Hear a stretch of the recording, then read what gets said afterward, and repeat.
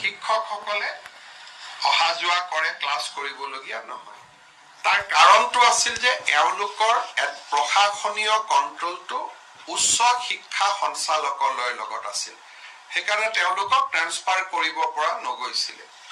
আজিৰ পৰা আমি সংস্কৃত টোল আৰু পালি টোলৰ প্ৰশাসনীয় ডিপাৰ্টমেণ্ট ডাইৰেক্টৰ অফ হায়াৰ এডুকেশ্যনৰ পৰিৱৰ্তে আমি ডাইৰেক্টৰেট অফ ছেকেণ্ডাৰী এডুকেশ্যনলৈকে আমি বদলি কৰিলোঁ। আপোনালোকে জানে যে যোৱা কিছুদিনৰ পৰা আমাৰ কংগ্ৰেছ দলৰ সভাপতি ভূপেন বৰা, দলৰ নেতা ৰকিবুল হুছেইন ডাঙৰীয়াই গো মাংসৰ ওপৰত তেওঁলোকে অস্বস্তি প্ৰকাশ কৰিছে বিভিন্ন স্থানত, আৰু যেন তেওঁলোকেও গো মাংসৰ প্ৰচলন নিবিচাৰে তেনেকুৱা এটা ধাৰণা এটা ৰাইজৰ সন্মুখত তেখেতসকলে দিছে।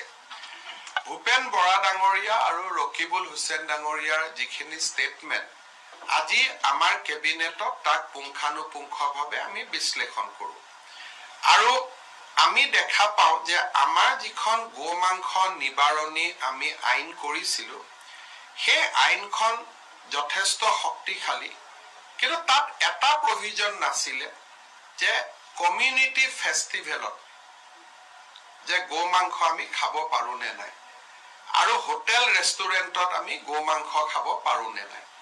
আজি আমাৰ কেবিনেটত এটা সিদ্ধান্ত হ'ল যে অসমৰ কোনো হোটেল আৰু ৰেষ্টুৰেণ্টত গো মাংস পৰিৱেশন কৰা নহ'ব। আৰু বিভিন্ন ধৰণৰ যি সামাজিক ফাংচন হয়, কোনোবাই ধৰ্মীয় সভা পাতিলে, কিবা পাতিলে, যিবিলাক সামাজিক সভা হয়, সেই সামাজিক সভাটো গো মাংস খাব পৰা নহ'ব। যিটো এটা অভিযোগ আছিলে যে কোনোবাই গো মাংস দি দিলে, তাৰমানে পাব্লিকলি খালে।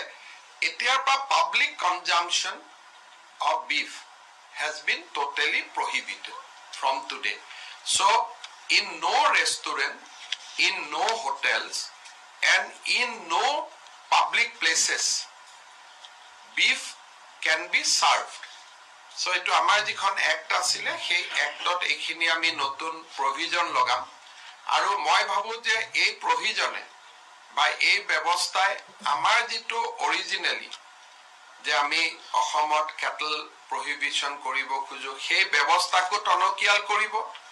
আৰু ৰকিবুল হুছেইন আৰু ভূপেন বৰাই যিখিনি বিচাৰি আছিলে ডাইৰেক্টলি ইনডাইৰেক্টলি, সেইখিনিতো অলপ আগবাঢ়ি যাব। গতিকে আমি আশা কৰিম যে এই ব্যৱস্থাত কংগ্ৰেছ দলে আমাক সমৰ্থন কৰিব, তাক আমি আশা কৰিছোঁ।